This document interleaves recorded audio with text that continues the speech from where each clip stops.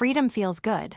The three words glowed under a picture of my husband, Mark, his arms slung casually around a woman I'd never seen before. They were on a boat, the sun catching the highlights in her long, blonde hair, the ocean a brilliant, mocking blue behind them. He was holding up a bottle of beer, grinning at the camera like a man who just won the lottery. My phone felt cold in my hand. I was sitting on the floor of our new, empty apartment, surrounded by cardboard boxes that still smelled of packing tape and dust. Our apartment, the one he was supposed to be moving into with me after we sold the house. The one he'd called our fresh start. The picture had been posted an hour ago. There were already over 100 likes. Comments were flooding in from our friends, our family. "Living the dream, Mark," one of his cousins wrote. "So happy for you, man," said his best friend, the one who'd been the best man at our wedding. My thumb hovered over the comments, shaking slightly. No one asked where I was. No one seemed to notice my absence. It was as if 15 years of my life had been erased by a single, perfectly filtered photograph. A text message popped up at the top of my screen. It was from my sister, Clara. "Addison, have you seen this?" I stared at her words, my throat tightening. I couldn't breathe, I couldn't type. I typed back, "Yes." He told me he was going on a trip. It was a lie, a stupid, flimsy lie. He hadn't told me anything. The last time I'd spoken to him was 3 days ago, when he dropped off the final set of signed papers for the sale of our home. He'd been distant, cold. He'd said he needed space. He hadn't said he needed a new life. My phone buzzed again. Clara was calling. I silenced it, dropping the phone onto the dusty floor as if it had burned me. The silence of the apartment rushed in to fill the space. It was a sterile, echoing quiet, so different from the warm, lived-in hum of our house. The house where we'd planted a garden, where we'd painted the walls a soft sage green, where I thought we were building a future. I pulled my knees to my chest, wrapping my arms around them. The photo was still burned into my mind. It wasn't just the other woman, it was the caption. Freedom. Was I a prison? Was our life together a cage he had to escape from? The memories came rushing back, not the good ones, but the small, quiet sacrifices. The promotion I'd turned down because it required too much travel. The savings account I'd drained to help him launch his consulting business. The nights I'd spent alone while he was networking, building the career that was now funding his freedom tour on the open ocean. I had believed in him. I had believed in us. I told myself it didn't matter. People break up, marriages end. But the public nature of it, the celebratory tone, felt like a deliberate cruelty. He wasn't just leaving me, he was mocking me. He was telling the world that his life was better now, that I was the dead weight he'd finally managed to shed. I crawled over to my bag and pulled out a small, carved wooden box. He'd given it to me on our 5th anniversary. Inside were our little treasures. A ticket stub from our first concert, a dried rose from a hotel in Paris, a goofy photo of us from a cheap photo booth. I ran my thumb over the smooth wood. This box held the proof of our shared history, a history he was now pretending never happened. That night, sleep refused to come. Every time I closed my eyes, I saw that picture, the blue water, her blonde hair, his triumphant smile. The next morning, I forced myself to get up, to shower, to make coffee. I told myself I had to be strong, I had to be practical. We were still in the middle of a divorce. The sale of the house was pending, and we had assets to divide. His lawyer had sent over an initial settlement offer 2 weeks ago. At the time, I'd thought it was a lowball, a starting point for negotiation. It listed his business as having almost no liquid assets, claiming he was struggling to keep it afloat. "He's just trying to protect the company we both built," I'd told Clara. She hadn't believed it. "Addison, he has a new car, he's buying designer clothes, he's not struggling." Now looking back, her words felt prophetic. The man in that photograph was not struggling. He was thriving, and he was doing it on the money I'd helped him make. The shame was the worst part. It was a heavy cloak I couldn't seem to take off. I felt foolish for having trusted him, for having been so blind. When I walked to the corner store to buy milk, I felt like every person I passed knew my story. I imagined them whispering, "That's her. The wife he left. Did you see that post? So embarrassing." I started avoiding people. I let calls from friends go to voicemail. I stopped checking social media entirely. The isolation was a relief at first. A small, quiet space where I didn't have to see his new life paraded in front of me. But the silence soon became its own kind of torture. It gave my thoughts too much room to roam. I replayed every argument, every cold shoulder, every flimsy excuse from the past year. The signs had all been there. I just hadn't wanted to see them. 2 weeks after he posted the picture, a certified letter arrived. It was from his lawyer. A revised and final settlement offer. It was even worse than the first one. He was offering me less than 10% of the value of his business. He was claiming the majority of the money from the house sale, arguing that his initial investment was greater. He was, in short, trying to erase me not just from his present, but from our financial past as well. I sat at the cheap particle board table that came with my furnished apartment and read the document 3 times.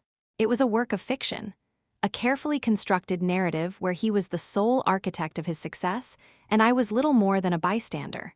My hands were steady this time. The shock had worn off, replaced by a cold, hollow feeling in the pit of my stomach. This wasn't just a breakup anymore. This was a betrayal on every level. He wasn't just taking my future, he was trying to steal my past, too. He wanted to leave me with nothing. No money, no dignity, no shared history. I thought about the wooden box. The proof. He was telling the world one story.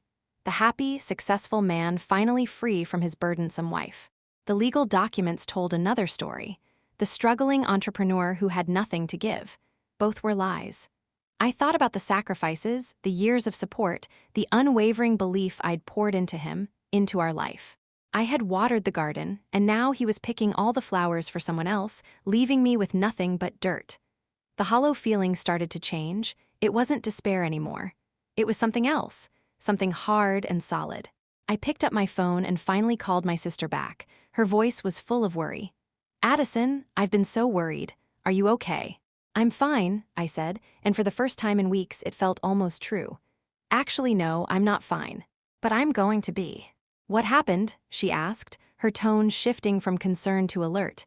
"He sent the final offer," I said, looking at the papers on the table. "It's a joke." "I told you he would do this," she said, anger in her voice. "That man is a snake, Addison." "I know," I said quietly, "but he made a mistake." "What mistake?" I looked out the window of my sad little apartment at the gray city street below. The world felt colorless, but for the first time I felt a spark. "He got arrogant," I said. "He got so busy celebrating his freedom that he forgot one very important thing." Silence hung between us. "What did he forget?" Clara finally asked. I took a deep breath. "He forgot that I was there. I was there for all of it. I have the receipts. Not just receipts for groceries or bills, receipts for his life. The late-night emails I helped him write. The business plans I helped him draft. The financial records I had meticulously kept for the first 5 years of his company before he'd hired an accountant who answered only to him. I had been his partner in every sense of the word, and he was trying to demote me to a footnote in his story. For weeks, I had allowed myself to be a victim. I had hidden from the world, ashamed of the story he was telling about me. I let his narrative of freedom and my obsolescence define me. I felt powerless, erased, and utterly alone. I spent my days in a fog of grief and humiliation, staring at the 4 walls of a life I didn't recognize. The sound of his laughter in that picture echoed in the silence of my apartment, a constant reminder of how easily I had been replaced and discarded. I would sit with the wooden box on my lap, tracing the carvings, feeling the weight of the memories inside. It was all I had left of us, and even that felt tainted now, like a beautiful artifact from a fraudulent civilization. He continued to post online, more pictures from his trip. Him and his new girlfriend scuba diving, drinking cocktails at sunset, shopping in expensive-looking boutiques. Each post was a new twist of the knife, a public declaration of how little I had meant. Our mutual friends, seeing my silence and his vibrant new life, started to drift away. A few sent awkward texts, but most just quietly disappeared, choosing the side with the sunnier story. The isolation became a physical thing, a heavy pressure in my chest. I told myself it didn't matter, that their opinions were worthless. But it did matter. It felt like I was being slowly, methodically erased from my own life. Then came the lawyer's letter, the one that essentially valued 15 years of my life, my work, and my support at less than the cost of the new car he was flaunting. It was the ultimate insult. He wasn't just leaving me, he was robbing me on his way out the door. He was counting on me to be too broken, too tired, too ashamed to fight back. I looked at my reflection in the dark screen of my phone. I saw a woman who looked tired, pale, and defeated. I had let his actions shrink me down to nothing.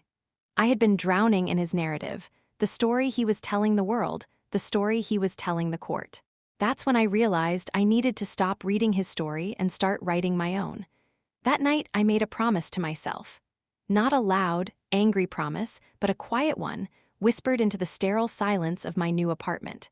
I promised myself I would not be erased. The next morning, I woke up before the sun. The city was still a wash of gray and soft orange. I made coffee, the ritual a small anchor in the chaos of my life. I didn't look at my phone. I didn't need to see his life today. Instead, I opened my laptop and typed, "Best divorce lawyers, aggressive, specialized in financial forensics." My previous lawyer was a kind, older man who seemed more suited to amicable splits between people who still respected each other. He was no match for what Mark was doing. He saw a settlement offer, I saw a declaration of war. I spent the entire day reading reviews, making calls, and scheduling consultations. I told the same story over and over, my voice growing steadier each time. By the third call, the shame was gone, replaced by a clinical detachment. I was no longer a heartbroken wife, I was a client presenting a case. A week later, I walked into the office of a woman named Eleanor Vance. Her office wasn't flashy. It was on the 7th floor of a modest building with a view of other office buildings. But her reputation was impeccable. She was known for being relentless, for digging until she found the truth. She was sharp, with intelligent eyes that seemed to see right through the polite facade I had built. I laid out the documents on her polished desk. The initial settlement, the revised final offer, a printout of Mark's social media page with the "Freedom Feels Good" post. She looked at everything in silence, her expression unreadable. She tapped a perfectly manicured finger on the photograph of Mark and his new girlfriend. "He's proud of this," she said. It wasn't a question. "He wants people to see him like this, successful, unburdened." "He's telling a story," I agreed, my voice low. "And what story are these documents telling?" she asked, gesturing to the settlement offer. "That he's a struggling business owner with almost nothing to his name. That our 15 years together were worth less than a down payment on a small car." Eleanor leaned back in her chair. "So, we have two stories, the one he's telling the world and the one he's telling the court. You're telling me both are lies." "Yes," I said, my voice firm, "and I think I can prove it." This was the moment, the turning point. I had spent the last week not just looking for a lawyer, but preparing for this very meeting. I reached into my bag and pulled out a faded accordion file. It was heavy with paper. For the first 5 years, I did the books for his company. I managed the payroll. I wrote the initial business plan with him. "I have copies." Her eyebrows shot up just a fraction. It was the first sign of emotion I'd seen from her. I continued. "I have emails from him asking me to review quarterly reports. I have drafts of investor pitches with my notes in the margins." I was there. She was quiet for a long time, just looking at me. I could hear the faint sound of traffic from the street below.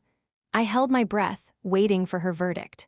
"Most people in your position," she said finally, her voice measured, "they come in here with emotion, with anger, with sadness, and that's understandable. But it's not evidence." She leaned forward, her eyes locking onto mine. "You've come in with a file cabinet. I like that." A wave of relief washed over me, so potent it almost made me dizzy. I felt seen. I felt believed. "This is a good start, Addison," she said, her tone shifting, becoming more brisk. "But these old records won't be enough. He'll claim the business has changed, that these are ancient history. His current financials are sealed tight with a very expensive accountant." My heart sank a little. "So what do we do?" "We get a court order," she said, a faint, predatory smile on her lips. "We hire a forensic accountant of our own. We don't just look at the books he shows us. We look for the books he's hiding." The cost was staggering.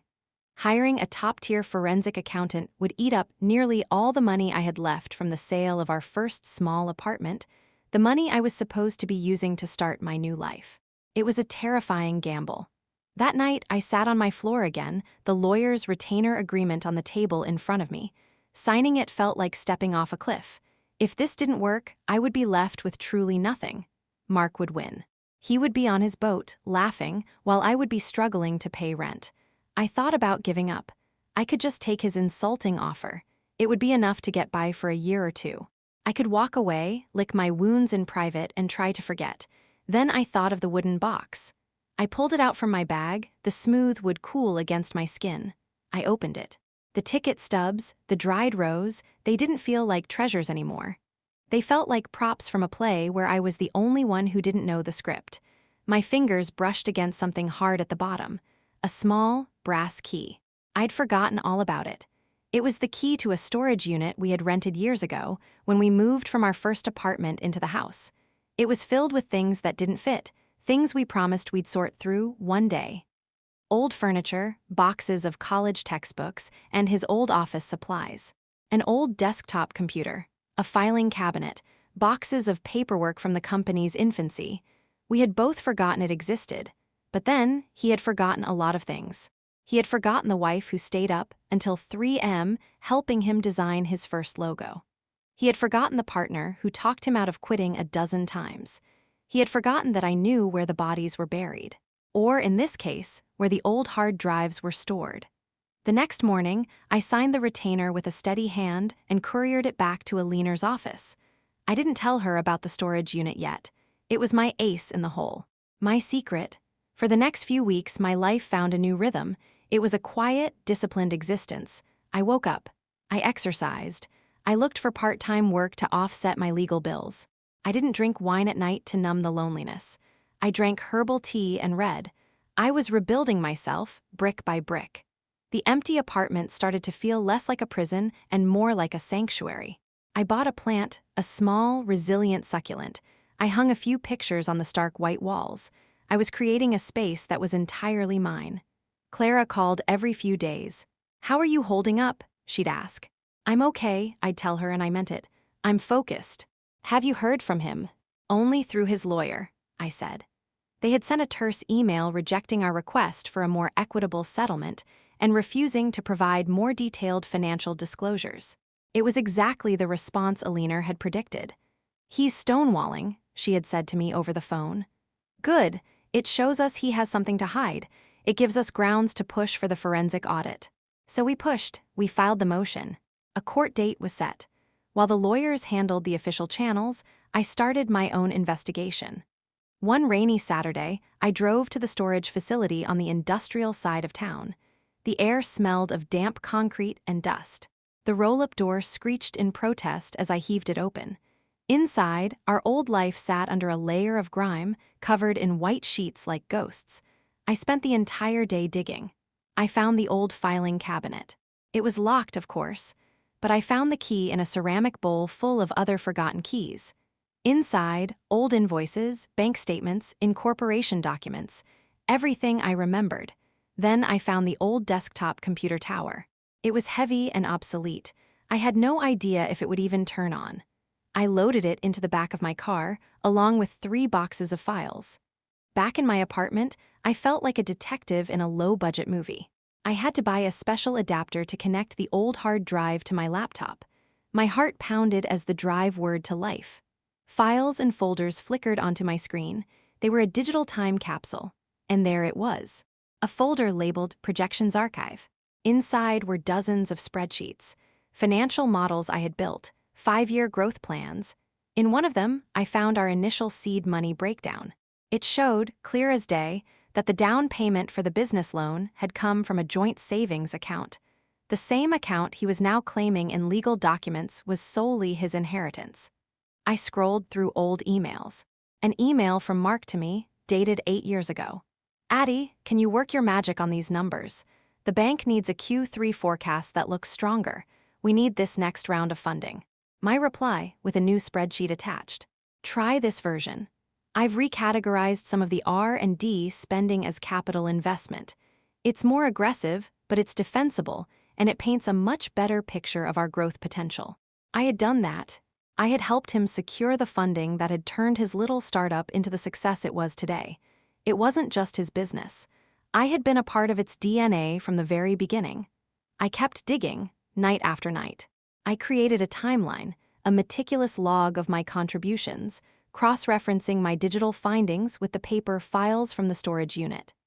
Every email, every spreadsheet, every document was a thread in the tapestry of our shared past, a past he was trying to burn. The court date for our motion arrived. I sat beside Alina, my hands folded calmly in my lap. Mark was on the other side of the room with his lawyer. He wouldn't look at me. He had a deep tan and wore a suit that probably cost more than my first car.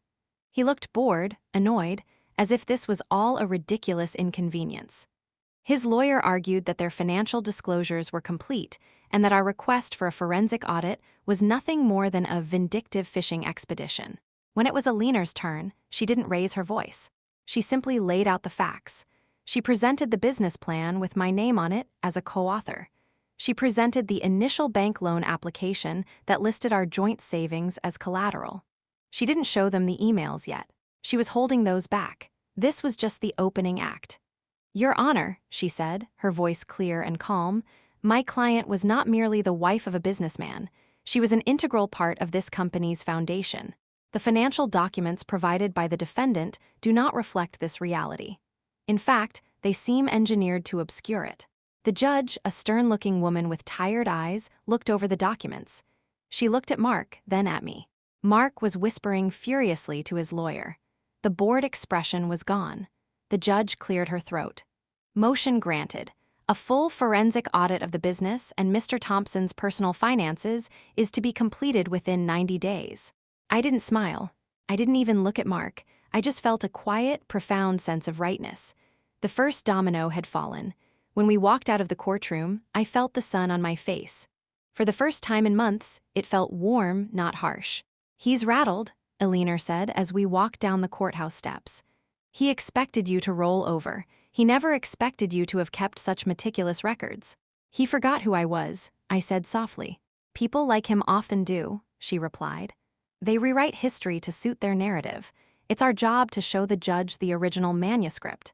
The work of the forensic accountant, a man named Mr. Davies, began immediately. He was a quiet, unassuming man who spoke in the precise language of numbers. I gave him everything I had found. He spent weeks poring over bank records, credit card statements, and the limited corporate filings Mark had been forced to disclose. Meanwhile, Mark's life online continued, though the tone had subtly shifted. There were fewer celebratory posts, fewer pictures of extravagant dinners. He was still with the new girlfriend, but the captions were less triumphant. It was as if he could feel the net slowly tightening. One afternoon, I got a call from Alina. "Mr. Davies found something," she said. "It's the tip of the iceberg, but it's a big tip." I sat down, my heart starting to beat a little faster. "Mark's business has an international supplier for some of its key components," she explained. "The payments to this supplier are irregular. Large sums sent to an offshore account that doesn't seem to match the supplier's official corporate registration." Silence. "What does that mean?" I asked. "It means," Alina said, her voice tight with controlled excitement, "that it's very likely he's not paying a supplier. He's paying himself. He's been systematically siphoning money out of his own company and hiding it in an offshore account under a shell corporation." The sheer audacity of it left me breathless. He wasn't just undervaluing his company to me. He was committing fraud. He was creating a completely false narrative of a struggling business, while secretly building a hidden treasure chest overseas. The "freedom feels good" post flashed in my mind. He wasn't just celebrating his freedom from me. He was celebrating the freedom he thought his stolen money had bought him. The freedom to live a life of luxury, built on a foundation of lies, while leaving me with the rubble. He had betrayed our marriage. He had betrayed our friendship. And now I knew he had betrayed our business partnership in the most profound way imaginable. The quiet strength I had been building for months solidified into something harder, sharper. This was no longer just about getting my fair share. It was about exposing the truth. It was about holding him accountable for the elaborate fiction he had constructed. He thought he had erased me from the story. He thought his money and his new life made him invincible. That's when I realized he hadn't just hidden the money. He'd created a paper trail, and I was the only person in the world who knew how to read it. The next morning, I was in Alina's office. The air was still and cool, smelling faintly of paper and lemon polish. Mr. Davies, the forensic accountant, was on a video call, his face a calm, focused square on the large monitor. Eleanor got straight to the point. The Shell Corporation is registered in a country known for its banking secrecy. It will be difficult to definitively prove it's his without his cooperation. Which he will never give, I said. It wasn't a question. Exactly, she agreed. The name of the company is Triton Holdings. Does that mean anything to you, Addison? My blood ran cold. Silence stretched across the room, broken only by the faint hum of the computer. Triton, it wasn't just a name, it was a key. A key to a memory I had buried so deep I'd forgotten it was there. Years ago, on a rainy Sunday, Mark and I were curled up on the sofa reading. He was reading an old collection of myths. He looked up from his book, a thoughtful expression on his face. If you could be any of the gods, he'd asked, who would you be? I'd laughed. I don't know. One of the ones in charge of gardens, probably. Not me, he said, his eyes gleaming. I'd be one of the sea gods. Poseidon or Triton, someone who commands the waves, someone who can't be contained. He had loved that idea. The untamable, powerful ruler of a vast, hidden kingdom. Addison, Eleanor's voice brought me back to the present. I took a slow, deliberate breath. Triton was a Greek god of the sea. It was a private joke, a symbol he used for power. For being uncontrollable. Mr. Davies leaned closer to his camera. This is good. It's circumstantial, but it helps establish motive and identity. We need more than circumstantial, Eleanor said, her gaze fixed on me. We need a direct link, a password, an access point, something only he or someone very close to him would know. I closed my eyes and thought back, not to the good times, but to the mechanics of our life. The passwords we shared for bills, for streaming services, for everything. They always followed a pattern, a combination of a name and a number, usually an anniversary or a birthday. But this wouldn't be that. This was his secret life. His secret kingdom. The password would be his alone. He had a dog when he was a boy, I said slowly, the memory surfacing like a bubble. A golden retriever named Captain. He loved that dog more than anything. He told me he used to tell Captain all his secrets. Eleanor scribbled on a notepad. What else? His first car was a beat-up sports car, a 1988 model. His childhood street address. His mother's maiden name. We went on like that for an hour. I dredged up every forgotten detail, every piece of personal trivia from our 15 years together. It felt like an autopsy of our shared history. By the end, Eleanor had a list of 24 potential password combinations. This is what we'll do, she said, her voice crisp with strategy. Mr. Davies will continue to trace the outgoing payments from the business. We will file for an emergency hearing to compel Mark to provide access to all foreign-held accounts. He will refuse. His lawyer will argue it's a violation of his privacy. And then, I asked. And then, at the deposition, we will ask him, she said, a glint in her eye. We will ask him about Triton, about Captain, about 1988. We won't accuse him of anything.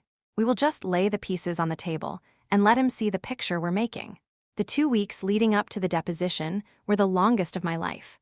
I went to my part-time job at a local bookstore, shelving books and breathing in the comforting scent of paper and ink. The quiet, methodical work kept my mind from spinning. I didn't hear from Mark. His social media had gone completely silent. The triumphant tour of his new life had come to an abrupt halt. I imagined him in a high-rise office with his lawyer, trying to build a new wall of lies around the one that was crumbling. The day of the deposition arrived. It wasn't in a courtroom, but in a sterile conference room in a downtown law firm. The table was long and polished to a mirror shine. I sat beside Eleanor, a glass of ice water in front of me. My hands were perfectly still. Mark came in with his lawyer. He looked thinner, paler. The confident tan had faded. When his eyes met mine, there was no arrogance left. There was only a cold, dark flicker of hatred. He looked away immediately. He was a stranger to me now. A man I had once loved, whose dreams I had nurtured, was now nothing more than an adversary across a polished table. For hours, Eleanor questioned him about the business. Her tone was mild, almost boring. She asked about revenue streams, operating costs, profit margins. Mark answered in a monotone, coached by his lawyer to give as little information as possible. He was sticking to his story. The business was barely breaking even. I watched him lie. He did it so easily, so smoothly. It was a performance he had been rehearsing for years. I didn't realize how much he had been performing for me, too. Then, Alina shifted gears. "Mr. Thompson," she said, her voice still deceptively calm. "Your business makes regular, substantial payments to an international holding company, correct? A supplier called Triton Holdings." Mark's lawyer immediately objected. "Relevance. The financial health of the business is absolutely relevant to the division of marital assets." Alina countered smoothly. "Please answer the question, Mr. Thompson." Mark cleared his throat. "We have numerous international suppliers." "I'm asking about this one specifically," Alina said, pushing a document across the table. It was a bank statement showing a transfer of $150,000. "Triton Holdings. Does that name have any personal significance to you?" His jaw tightened. "It's a company, a supplier." "I see," Alina said. She paused, letting the silence hang in the air. "Do you remember a book of myths you owned in college?" His lawyer sat bolt upright. "Objection, this is harassment. I'm attempting to establish a pattern of personal identifiers that may be relevant to corporate financials." "Counsel," Alina said, not even looking at him. Her eyes were locked on Mark. Mark just stared at her, his face a mask of stone. "Let me rephrase," Alina continued. "Did you own a dog as a child, Mr. Thompson?" He didn't answer. "A golden retriever, perhaps." "Named Captain." A tiny muscle in his cheek twitched. It was the only sign he was hearing her. "And your first car, a 1988 model, wasn't it?" I watched as the color drained from his face. He understood now. He understood that I had given her these details. That the wall between his public life, his corporate life, and his secret life was gone. I had given her the keys to his hidden kingdom. He looked at me then. A look of pure, unadulterated shock. The look of a magician whose trick has just been exposed in front of a live audience. He had been so sure I was a relic, a piece of his past he had successfully discarded. He never imagined I was the one person who held the blueprint to his entire fraudulent enterprise. His lawyer saw it, too. He immediately called for a break, hustling a pale, shaken Mark out of the room. Alina and I sat in silence. She took a slow sip of her water. "He knows that we know," she said quietly. "Now he'll make a mistake, he'll get scared, he'll try to move the money." And that's exactly what he did. The next morning, Alina got an alert from Mr. Davies. There was a flurry of activity in the Triton Holdings account. A massive transfer had been initiated. Mark was trying to move his hidden treasure to yet another, deeper hiding place. But it was too late. His panic was the final piece of evidence we needed. Alina filed an emergency motion with the court. We attached the deposition transcript. We attached Mr. Davies' report, which now showed a clear correlation between large withdrawals from Mark's business and deposits into the Triton account. We attached a sworn affidavit from me, explaining the personal significance of the name Triton and the passwords he so often used. We weren't just asking for a fair settlement anymore. We were presenting a clear, undeniable case of marital fraud. We were back in front of the same judge 2 days later. The air in the courtroom was thick with tension. Mark stood with his lawyer, looking haggard. He hadn't slept. Alina presented our case with cold, lethal precision. She didn't use emotional language. She just laid out the timeline, the bank transfers, the lies. She showed how Mark had systematically stripped money from the company we had built together, money that was half mine, and hidden it away while simultaneously claiming poverty. Then she showed the judge the printout of his social media page, the picture of him on the boat, the beer held high. "Freedom feels good," Alina read aloud, her voice echoing in the silent room. "Your Honor, while my client was being forced out of her home and presented with a settlement offer that would leave her with virtually nothing, Mr. Thompson was using their joint assets to fund a life of luxury and publicly celebrate his so-called freedom from the very marriage that built his wealth." The judge looked at the photo.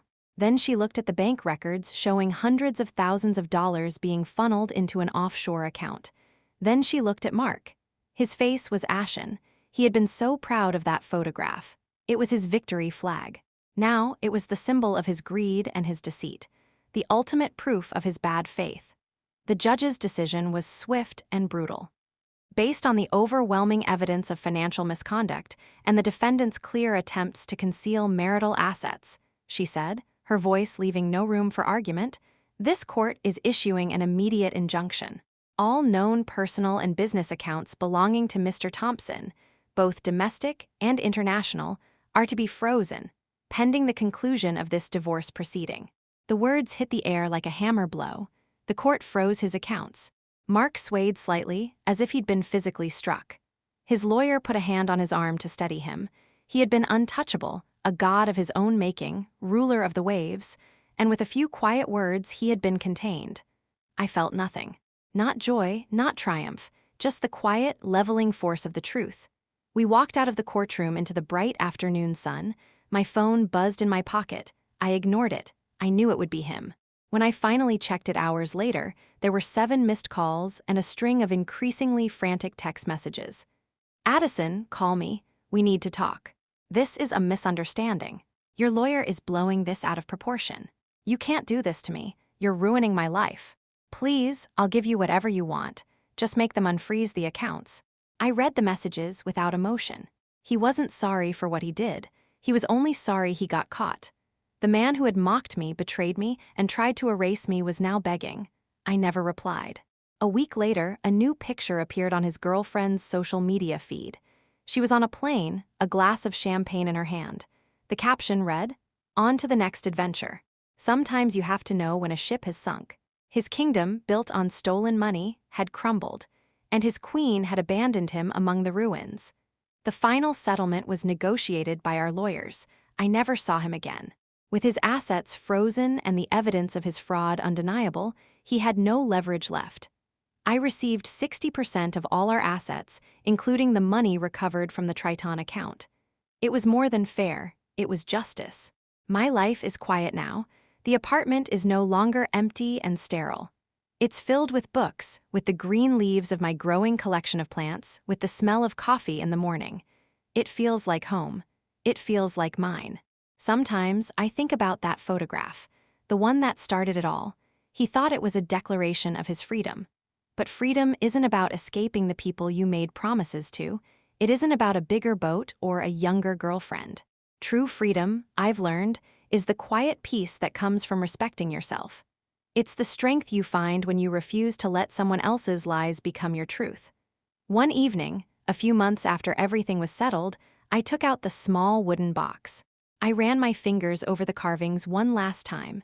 I looked at the ticket stubs and the dried rose. They were no longer props from a fraudulent play. They were just memories of a life I had lived, a lesson I had learned. I didn't throw the box away. I wrapped it in a soft cloth and placed it on the top shelf of my closet. It is a part of my story, but it is not the end of it. He didn't get to write my ending. I did. Respect can't be bought. It can't be stolen or hidden in some offshore account. It has to be earned. That's what I learned.